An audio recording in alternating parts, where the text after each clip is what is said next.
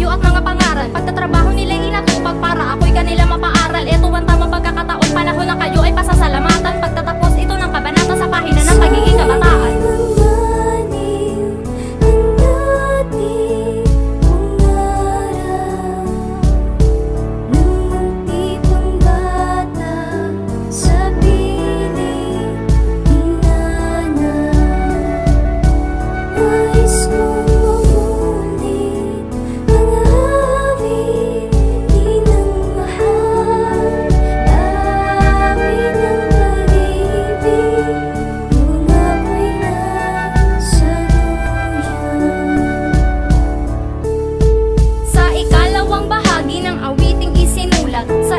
Pagdating anak, ako'y iyong minulat sa realidad na kung saan ako naman ang magulang o ina na may tungkuling gampanan. At ngayon ako naman nanggagawa ng mga bagay na noon ay nakikita kong ginagawa ni nanay. Matyaga kang aawitan hanggang sa makatulog, mamasdan ka magdamag sa halip ako'y matulog. At pagkagaling mula sa trabaho, pinakamabisa pantanggal ng pagod. Ang mga labi mo nakangiti na sa aking damdamin ay tila paghagod. Ganyan pala talaga at hindi biro ang maging isang magulang o ina na lahat na mabuti ay hahangarin. At ang isa sa mga pinakamasarap na karanasan sa iyong unang paghakbang, wala kitang sawa ng ginabayan. At hanggang sa ang panahon ay di ko na punan na matuloy lumipas. Sana hanggang sa iyong paglaki sa kapahamakan, ikaw ay makaiwas.